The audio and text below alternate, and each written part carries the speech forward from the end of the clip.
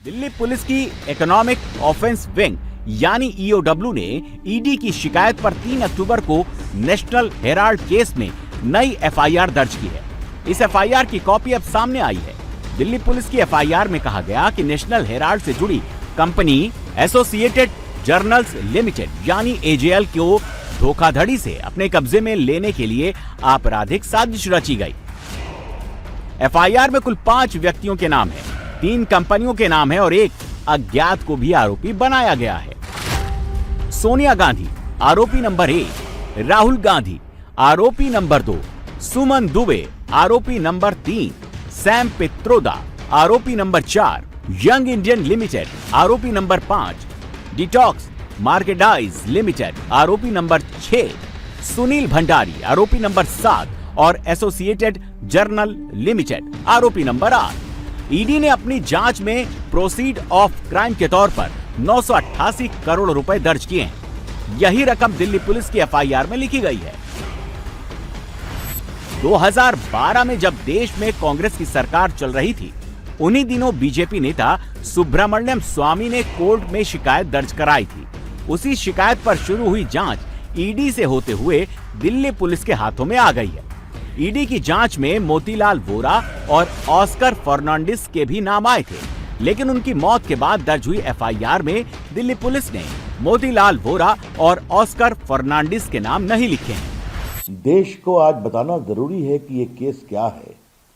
ये पूरा मामला नरेंद्र मोदी की सरकार के आने के पहले का है।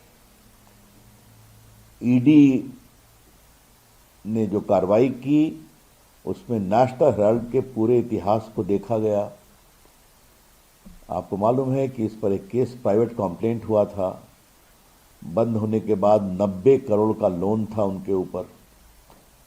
तो ये लोन कांग्रेस पार्टी के द्वारा दिया गया था।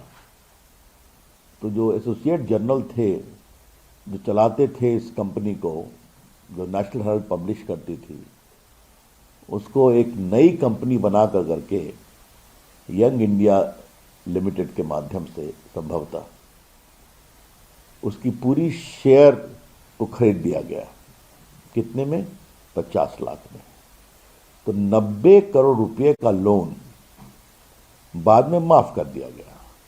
तो 50 लाख रुपए में पूरे एसोसिएट जर्नल के शेयर जो हैं वो इस नई कंपनी के पास आ गए, जिसमें सोनिया जी और राहुल गांधी के 76% शेयर थे। दिल्ली पुलिस की नई एफआईआर कांग्रेस के लिए क्या क्या मुसीबत ला सकती है, उसे समझने से पहले इस केस की टाइमलाइन को जानना बहुत जरूरी है। 1937 में जवाहरलाल नेहरू ने एसोसिएटेड जर्नल लिमिटेड यानी एजेएल बनाया था। 1938 में एजेएल ने 3 अखबारों का प्रकाशन शुरू किया। नेहरू ने नेशनल हेराल्ड, नवजीवन और कौमी आवाज अखबार निकाले। नेशनल हेराल्ड अंग्रेजी में, नवजीवन हिंदी में और कौमी आवाज उर्दू में निकाले गए। 1960 में एजेएल की आर्थिक हालात बहुत खराब होने लगी। कांग्रेस पार्टी ने एजेएल को बिना ब्याज वाला लोन दिया। 2008 से 2010 के बीच कांग्रेस पार्टी ने एजेएल को फिर आर्थिक मदद दी।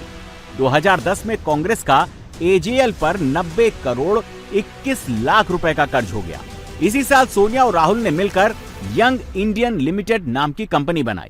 कांग्रेस ने 50 लाख रुपए में यंग इंडियन लिमिटेड को लोन रिकवरी का अधिकार दिया। लोन रिकवरी के बहाने young Indian limited company AJL की मालिक बन गई। यंग इंडियन लिमिटेड में 38% शेयर सोनिया गांधी के हैं, 38% शेयर ही राहुल गांधी की हैं और बाकी 24% शेयर कांग्रेस के कुछ नेताओं और एक पत्रकार के हैं।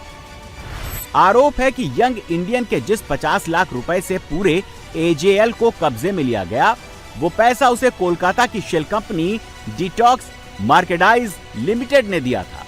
डिटॉक्स मार्केटाइज ने सोनिया और राहुल की कंपनी को 1 करोड़ रुपए दिए थे, जिसकी एंट्री कंपनी के खाते में है, लेकिन ये पैसा क्यों दिया गया ये कोई नहीं जानता।